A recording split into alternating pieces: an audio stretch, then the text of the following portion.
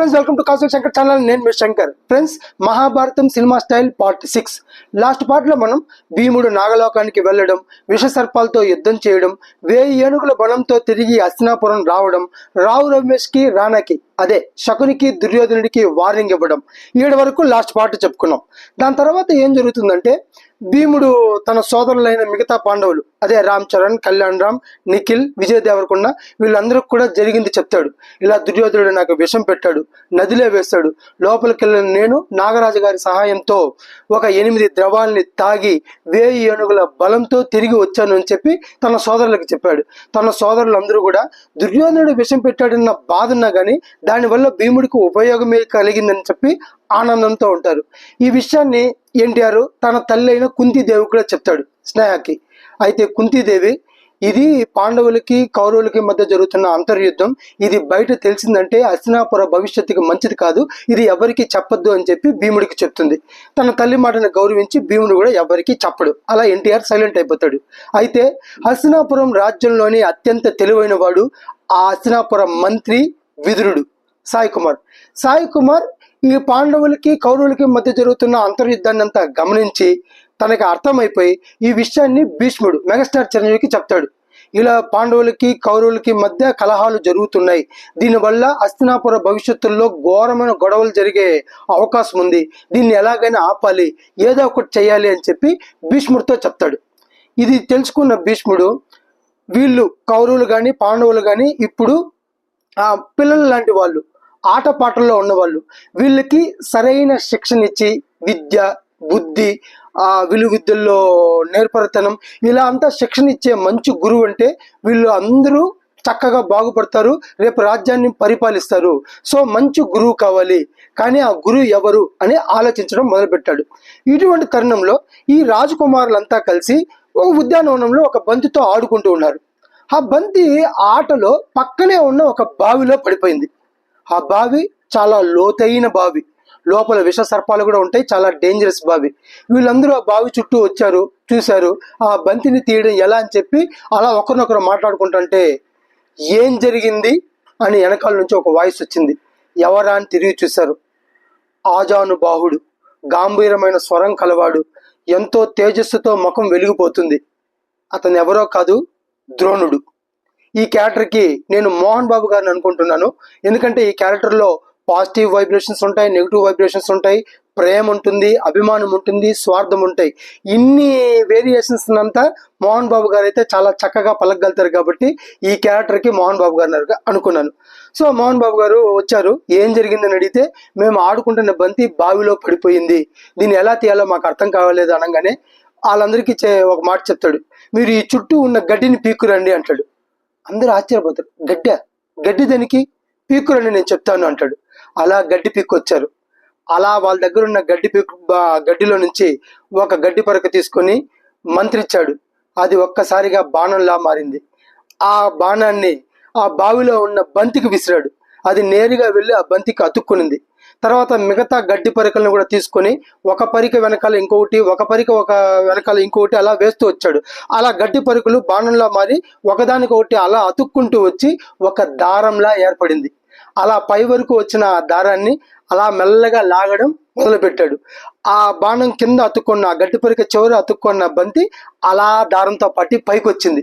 వాళ్ళందరూ ఆశ్చర్యపోయారు. పిల్లలు, గడ్డి పరిక బాణంలా మారడం ఏంటి, అది ఆ బంతికి అతుక్కొని అలా పైకి రావడం ఏంటి, ఇంత గొప్ప విద్య తెలిసిన ఈ వ్యక్తి ఎవరు అని చెప్పి ఆయన గురించి చెప్పడానికి హస్తినాపుర రాజ్యానికి వెళ్ళారు, అంతఃపురంకి వెళ్ళారు. ఎవరి ద్రోణుడు భరద్వాజ మహాముని పుత్రుడు.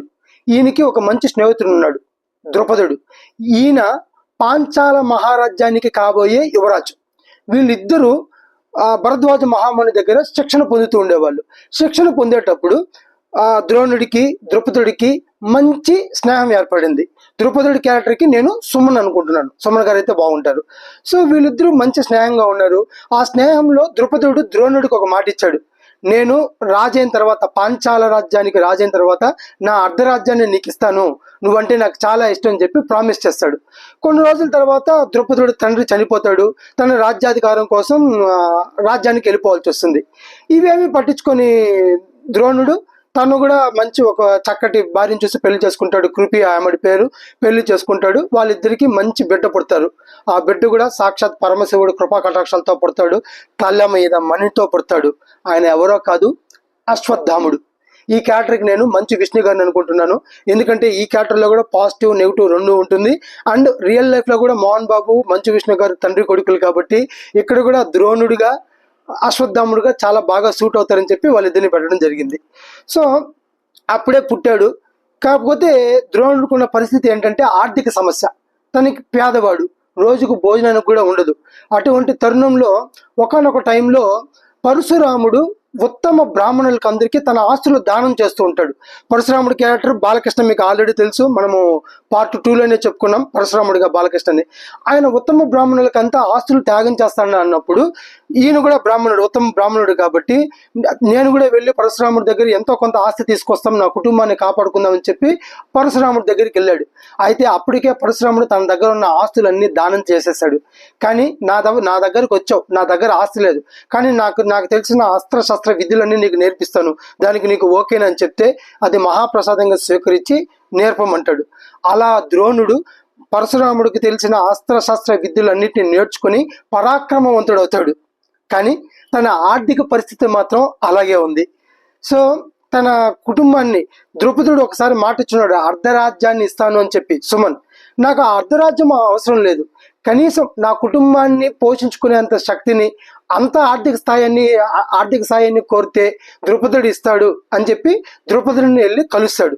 అయితే అప్పటికే రాజ్యాహంకారంతో మితిమీరిపోయిన అహంకారంతో ఉన్న సుమన్కి, ద్రౌపదుడికి తను రావడం ఇష్టం ఉండదు, ద్రోణుడు రావడం ఇష్టం ఉండదు. ఎవరు నువ్వు? నీకు నాకు మధ్య స్నేహమా? నేను మహారాజును, నువ్వు ఆఫ్టర్ ఆల్ ఒక పేదవాడివి, నువ్వు నాకెప్పుడు కనపడద్దు అని చెప్పి అరిచి అవమానించి తరిమేస్తాడు. ఆ అవమాన భారంతో ద్రోణుడు తిరిగి వచ్చేస్తాడు. ఎప్పటికైనా ద్రౌపది మీద రివెంజ్ తీర్చుకోవాలని అనుకుంటాడు, కానీ ఇక అక్కడ ఉండలేడు, ఆ రాజ్యంలో ఉండలేడు. అందుకని తన భార్య అయిన కృపి వాళ్ళ బ్రదర్ ఆయన కృపాచార్యుడు, ఆయన హస్తినాపురంలో ఉంటాడు. ఆయన్ని కలిసి ఏదన్నా కుటుంబం ఆర్థికంగా నిలబడడానికి ప్రయత్నం చేద్దామని చెప్పి హస్తినాపురానికి బయలుదేరతాడు. అలా హస్తినాపురానికి వచ్చినప్పుడు ఈ రాజకుమారులను చూడడం, ఈ బంతి, ఈ గడ్డి పరకులు, బంతి ఇలా జరుగుతుంది.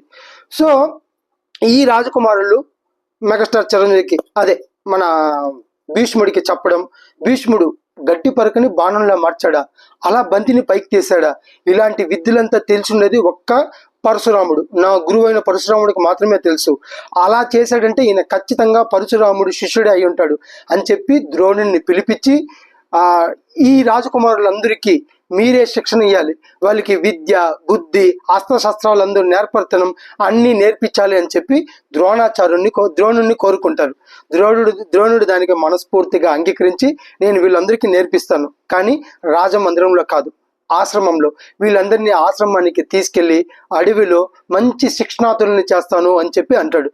దానికి భీష్ముడు ఒప్పుకొని అలాగే చెప్తాడు. అలా ద్రోణుడు కౌరవుల్ని, పాండవుల్ని అందరినీ ఆశ్రమంకు తీసుకెళ్లి శిక్షణ ఇవ్వడం ప్రారంభిస్తాడు. ఇలా పాండవులకి, కౌరవులకి శిక్షణ ఇచ్చి ఆచార్యుడిగా మారడం వల్ల ద్రోణుడు ద్రోణాచార్యుడు అయ్యాడు. ఇది ఫ్రెండ్స్ ఇవాల్టి ఎపిసోడ్. నెక్స్ట్ ఎపిసోడ్లో అర్జునుడికి ద్రోణాచార్యుడికి మధ్య ఎందుకు అంత ప్రేమ, మోహన్ బాబుకి రామ్ చరణ్కి మధ్య ఉన్న ప్రేమ ఎందుకు, ఏం జరిగింది అనేది నెక్స్ట్ ఎపిసోడ్లో తెలుసుకుంటాం. ఇది ఫ్రెండ్స్ ఇవాల్టి వీడియో. ఈ వీడియో కానీ మీకు నచ్చితే please like, share and subscribe. Thank you.